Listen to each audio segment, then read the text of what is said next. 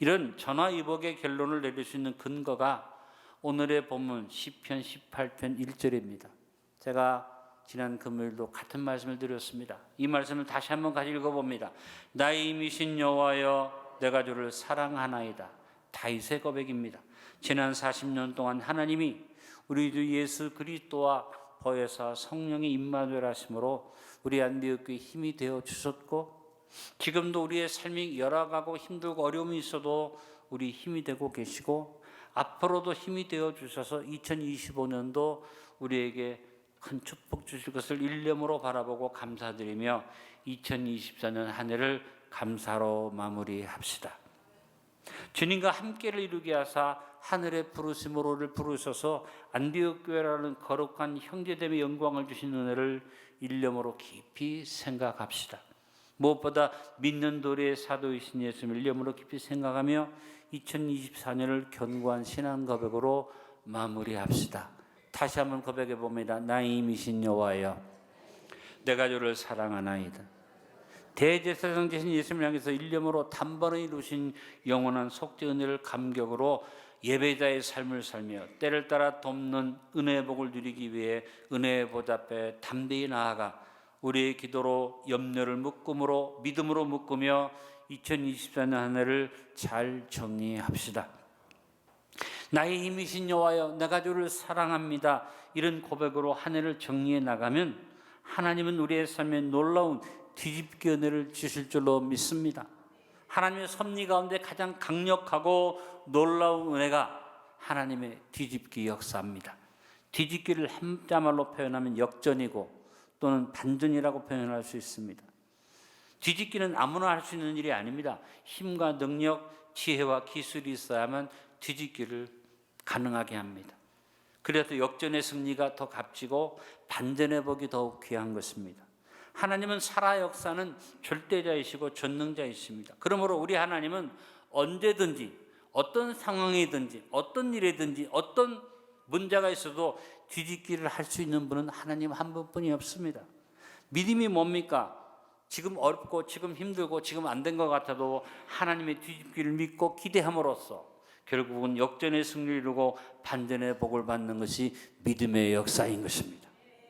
제가 금요일 안디옥 가족 만찬에서 40년 은혜를 돌아보며 전화위복의 말씀을 간증으로 드렸습니다. 나의 이미신 여호와를 의지하고 나가면 하나님은 2024년의 범사의 뒤집기를 이루어 주실 것입니다. 사랑하는 성도 여러분, 오직 야훼 하나님만을 사랑하기에 최선을 다합시다. 천지 만물을 지으시고 우리에게 주신 하나님이 천지를 지으신 다음에 이 세상을 떠나서 방관자로 계신 것이 아닙니다. 하나님은 모든 것의 주인으로 만물과 동행하고 계십니다. 하나님은 불신자의 세계 속에는 안 계시는 것이 아닙니다. 하나님은 어디에나 계십니다. 그래서 하나님을 무소부재의 하나님으로 우리는 부릅니다. 하나님은 지금도 만물 가운데 섭리하고 계시고 만물을 보존하고 계시고 만물을 지켜 이끌어가고 계십니다. 하나님 은혜 가운데 우리와 동행하시는 것을 믿습니다. 이와 같은 하나님을 우리도 사랑하고 우리도 하나님과 떨어지지 않는 임마누엘의 삶을 살아야만 합니다. 하나님을 사랑한다는 것이 뭡니까? 에녹처럼 하나님과 동행하는 삶을 사는 것을 말하는 것입니다. 동행이란 going together라는 말입니다. 함께 하는 것입니다. 그러나 동행이란 말이 더 깊은 의미를 갖습니다. 히브리어로 하락이라는 이 단어는 단순하게 going together 하는 것만이 아니라 함께 사는 것을 말합니다. 영어 성경의 동행을 in habitual fellowship으로 표현했습니다. 습관적인 교제라고 표현했습니다. 그냥 함께 가는 것도 아니라 내 삶에서 습관적으로 모든 것을 함께 한다는 겁니다. 그래서 하나님과의 교제가 생활 습관이 되어 살아있는 것을 말하는 것입니다. 창세기 5장 24절에 에녹이 하나님과 동행하더니 그가 습관적인 교제를 가지고 일상의 삶을 살았더니 하나님이 그를 데려가심으로 세상에 있지 아니하였더라. 에녹의 일상의 삶이 하나님과 동행이었음을 말씀하고 있습니다. 2024년 성탄절을 눈앞에 두고 한 해를 마무리하는 이 연말에 하나님의 임마누엘의 은혜를 묵상하며 하나님과 함께 동행하는 교회와 성도가 되기를 결단합시다. 여러분이 하나님을 사랑한다면 무엇보다 하나님과의 이심전심을 이루도록 합시다. 이심전심은 말 그대로 마음과 마음으로 전달되고 서로를 아는 것을 말합니다. 사랑한다 그러면서 상대방의 마음도 모른다면 그는 가짜죠. 그런데 여러분, 하나님은 우리를 사랑하셔서 어떻게 하십니까? 우리를 속속들이 알고 계십니다. 우리의 머리털까지도 세시는 하나님이라고 그랬고, 우리 마음속에 깊은 것까지라도 다 통찰하고 알고 계십니다. 왜? 우리를 하나님이 사랑하기 때문입니다. 우리를 감시감독하는 게 아니라 하나님의 사랑은 너무 세밀해서 우리 모두를 다 알고 계십니다. 그렇다면 하나님은 나를 그렇게 잘 알고 계시고 깊이 알고 계신데 나는 하나님의 마음을 얼마나 알고 있습니까? 여러분, 하나님과 이심전심을 이루며 살고 있습니까? 일방적으로 내 마음만 하나님 앞에 알아는 것은 아닙니까? 하나님의 마음을 알기를 힘쓰는 동행자들이 됩시다. 우리가 동행자로서 상대방이 내 마음을 알아주기만을 바라면 불행이 옵니다. 우리는 먼저 상대방을 알기를 힘써야만 합니다. 아주 쉽게 가족끼리도 남편과 아내가 상대방이 나를 알아주기만 기대하고 살면 결국은 문제가 생깁니다. 내가 먼저 상대방을 알아주기를 원하고 이해하고 덮어주고 상대방에 대해서 배려한다면 우리는 행복을 누릴 수 있습니다. 사랑은 뭡니까? 상대방을 이해하는 것이고 받아주는 것이고 알아주는 것이고 인정해 주는 것입니다. 그런데 우리가 하나님을 사랑함에 있어서 조금도 걱정할 필요가 없는 것은 하나님은 우리의 동행자로서 나를 너무나 잘 알고 계시고 나를 누구보다도 이해하고 계시고 나의 모든 걸 받아주시고 인정해 주시는 전능자라는 것입니다.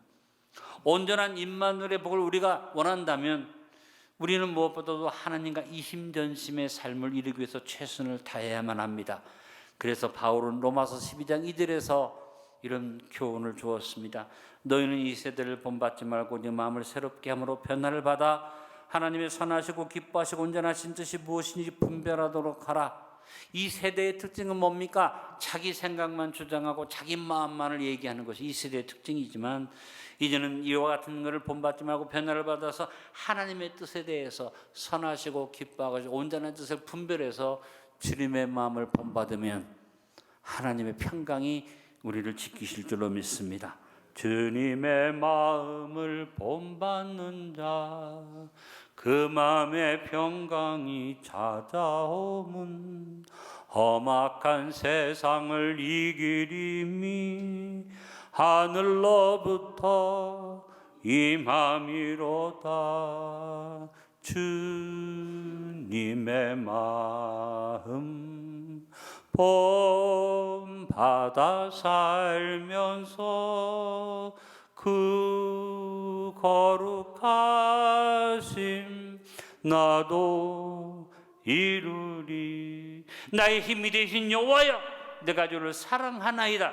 이 고백을 실천하면서 하나님과 이심전심을 이루며 2024년 한 해를 정리합시다.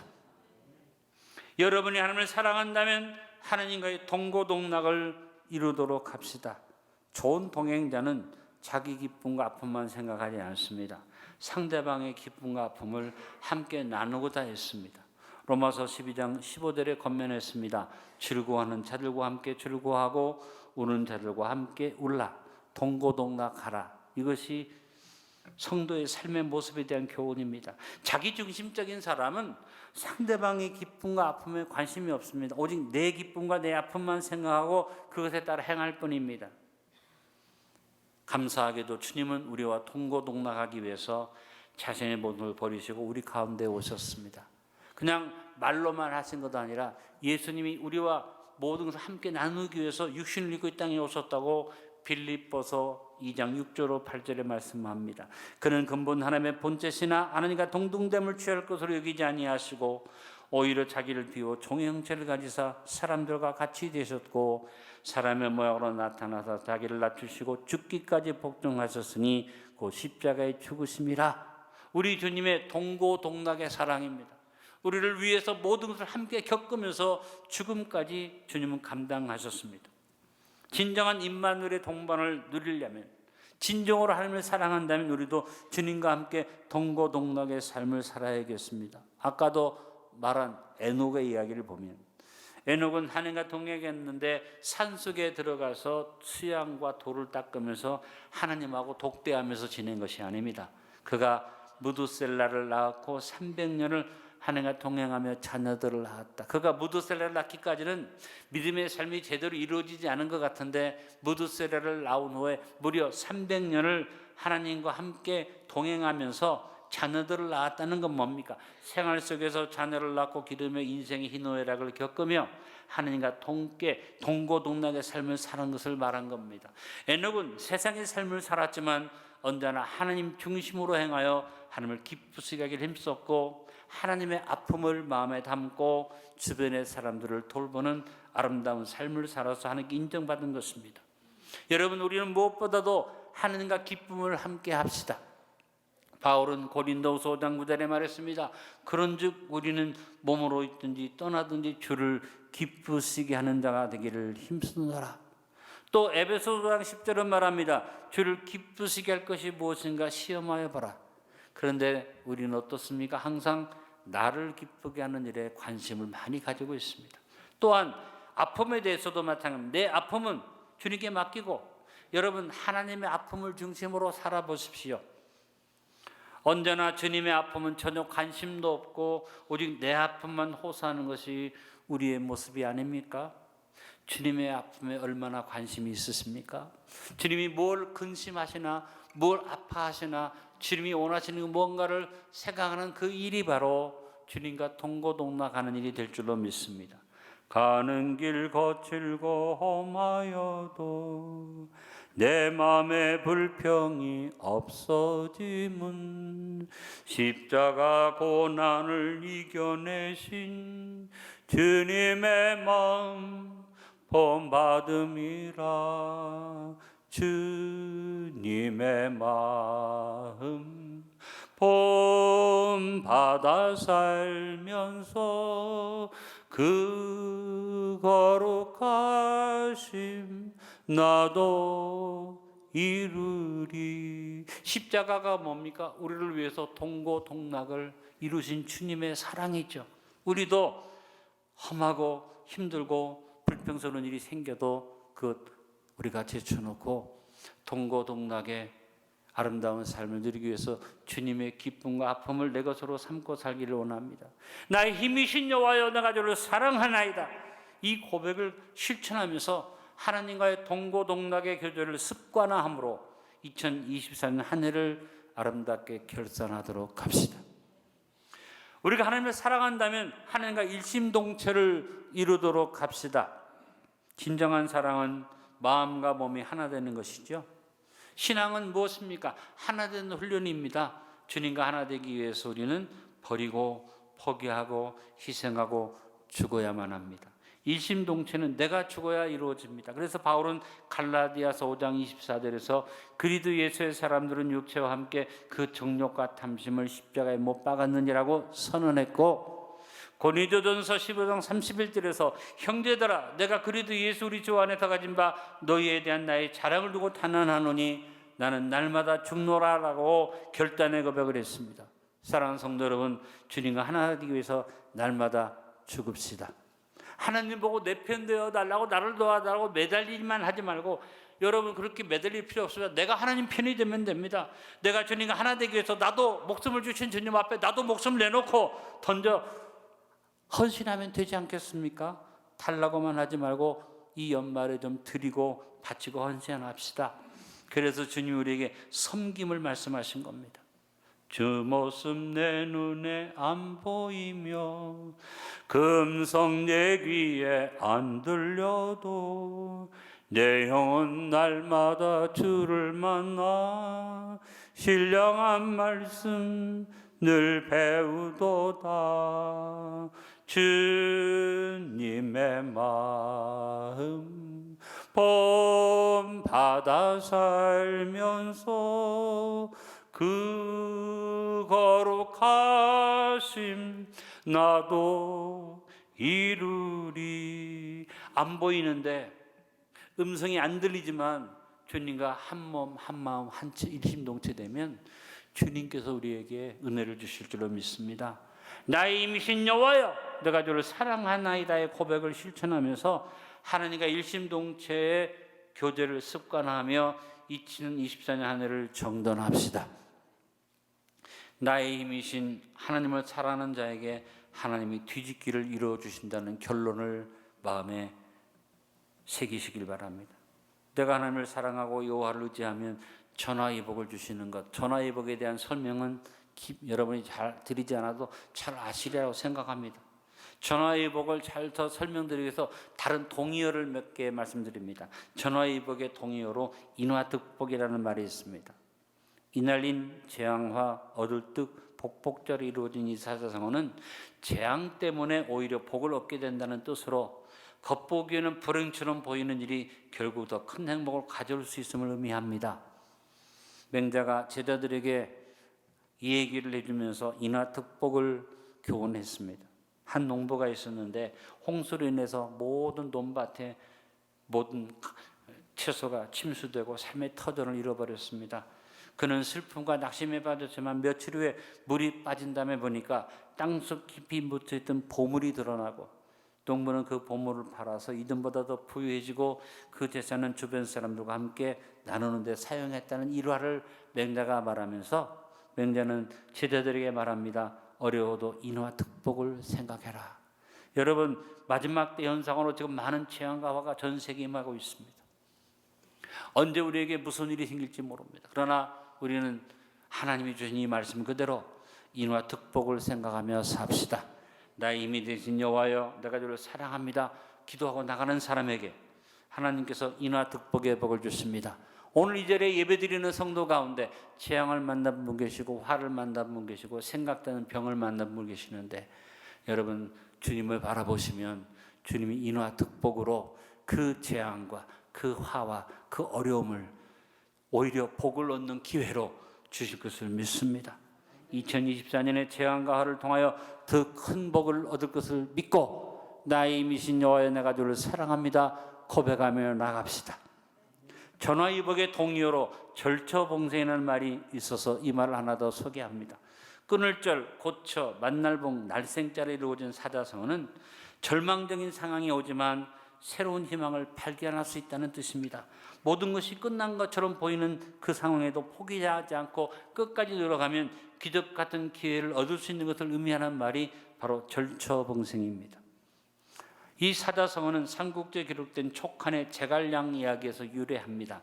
촉한의 군다가 적군의 포엠에 갇혀서 퇴로가 막혀서 완전히 절망적 상황에서 이제 죽을 수밖에 없을 때 모든 군사가 두려웠다는데 제갈량은 침착하게 지형을 분석하고 숨겨진 탈출구를 찾아서 적이 모르게 조용히 절벽 아래에 숨겨진 일을 통해서 군대가 이동되고 포위를 벗어나 반격에 성공했다는 일화입니다.